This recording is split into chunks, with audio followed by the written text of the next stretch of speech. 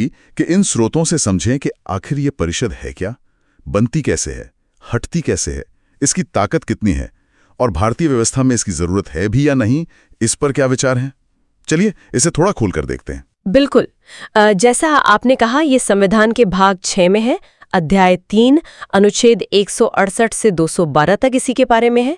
अनुच्छेद 168 तो बस ये कहता है कि हर राज्य के लिए एक विधानमंडल होगा।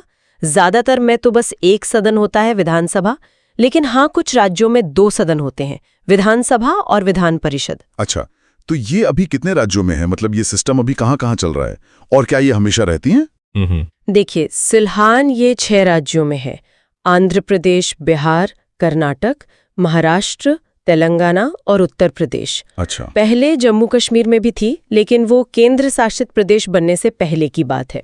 और हाँ, ये राज्यसभा की तरह एक स्थायी सदन है। स्थायी सदन? जी, मतलब ये कभी पूरी तरह भंग नहीं होती। इसमें एक दिलचस्प बात है अनुच्छेद 169 में। जी। वो ये कहता है कि किसी राज्य की विधानसभा जी अगर अपने कुल सदस्यों के बहुमत से जी और जो उपस्थित हैं और वोट कर रहे हैं उनके कम से कम 2/3 बहुमत से, यानी स्पेशल मेजॉरिटी। हाँ बिल्कुल, विशेष बहुमत से प्रस्ताव पास करे तो वो संसद से कह सकती है कि हमारे राज्य में विधान परिषद बना दीजिए या खत्म कर दीजिए। अच्छा, मतलब ये राज्य की मर्जी पर है, पर आखिरी फैसला संसद का। जी हाँ, संसद का निर्णय आखिरी होता है। जैसे आंध्र प्रदेश ने, मुझे याद है, 1985 में से खत्म कर दिया था, पर फिर 2007 में दोबारा बनाने का प्रस्ताव भेज दिया। अच्छा, तो ये बदलता रहता है। यहीं ये मामला और पेचीदा हो जाता है। इसके सदस्य कैसे चुने जाते हैं, बनावट क्या है इसकी, ये विधानसभा से अलग कैसे है? हाँ, ये काफी अलग है। अनुच्छेद 171 बताता है कि परिषद में सदस्य कितने होंगे। राज्य की विधानसभा की जो संख्या है उसके 1/3 से ज्यादा नहीं हो सकते, और कम से कम 40 तो होने ही चाहिए। अच्छा, 1/3 और कम से कम 40? जी, और इनका कार्यकाल 6 साल का होता है। लेकिन सारे सदस्य एक साथ नहीं हटते। हर 2 साल में करीब 1/3 सदस्य रिटायर हो जाते हैं। ठीक है, पर चुने कैसे जाते हैं?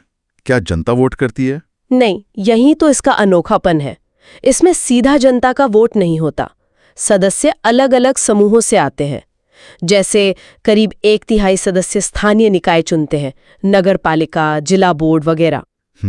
फिर 1/3 सदस्य राज्य के विधायक यानी विधानसभा के सदस्य चुनते हैं। अच्छा। फिर 12वां हिस्सा, मतलब 1/12, उन स्नातकों द्वारा चुना जाता है जिन्हें ग्रेजुएट हुए कम से कम 3 साल हो गए हों। ग्रेजुएट्स भी चुनते हैं? ये तो वाकई अलग है। हाँ, और उतना ही, यानी 1/12वां हिस्सा उन अध्यापकों द्वारा चुना जाता है जो कम से कम 3 साल से माध्यमिक स्कूलों या उससे ऊपर पढ़ा रहे हों। टीचर्स भी? जी, और जो बच गए, यानी करीब 6ठा हिस्सा, उन्हें राज्यपाल मनोनीत करते हैं। ये वो लोग होते हैं जिन्हें साहित्य, विज्ञान, कला, सहकारिता आंदोलन या समाज सेवा का विशेष ज्ञान या अनुभव हो। तो मतलब कोशिश ये है कि अलग अलग फील्ड के लोग, एक्सपर्ट्स, वो इसमें आए। हाँ बिल्कुल, मकसद यही था कि सदन में थोड़ी विविधता हो, अनुभव हो, विशेषज्ञता हो। ठीक है, बनावट तो समझ आ गई, काफी विस्तृत है। लेकिन विधानसभा के मुकाबले इसकी असल ताकत कितनी है? मतलब क्या ये विधानसभा जितने पावरफुल है? नहीं, यही सबसे बड़ा फर्क है। देखिए, साधारण कानून, मतलब जो पैसे से जुड़े नहीं हैं, वो तो किसी भी सदन में शुरू हो सकते हैं। पर अगर कोई बिल विधानसभा से पास होकर परिषद में आता है तो परिषद उसे ज्यादा से ज्यादा 4 महीने रोक सकती है। बस 4 महीने? हाँ, पहली बार में 3 महीने, और अगर विधानसभा उसे दोबारा पास करके भेज दे तो दूसरी बार में बस 1 महीना। परिषद बिल को खत्म नहीं कर सकती, सिर्फ देरी कर सकती है। और मनी बिल्स का क्या, बजट वगैरह? उस मामले में तो शक्ति लगभग 0 है। धन विधेयक पर परिषद सिर्फ 14 दिन की देरी कर सकती है। ना उसे नामंजूर कर सकती है, ना उसमें कोई बदलाव सुझा सकती है। वो बस अपनी राय दे सकती है।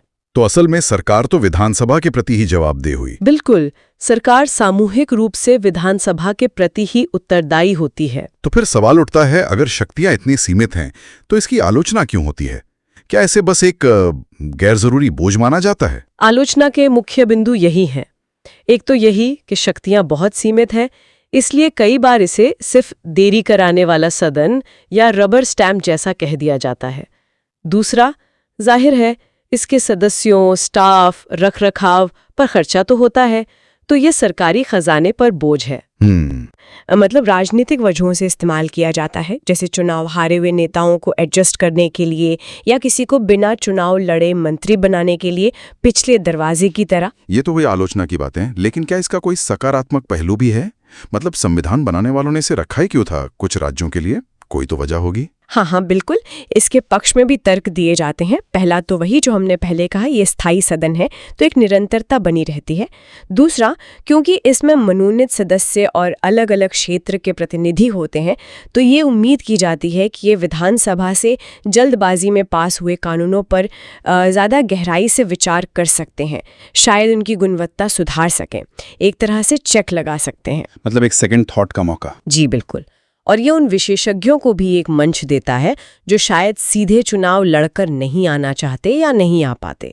और एक तर्क ये भी है कि जो बड़े राज्य हैं, जहां बहुत विविधता है, वहां ये शायद ज़्यादा बेहतर प्रतिनिधित्व सुनिश्चित करने में मदद करता हो। तो कुल मिला के देखें, विधान परिषद एक ऐसी संस्था है जिसकी बनावट तो बहुत खास है, शक्तियां काफ़ी सीमित हैं, लेकिन कुछ मामलों में शायद अहम भी हों, और जिसके होने या ना होने पर मतलब लगातार बहस चलती रहती है। इस संविधान का एक दिलचस्प, शायद विरोधाभासी सा हिस्सा लगता है।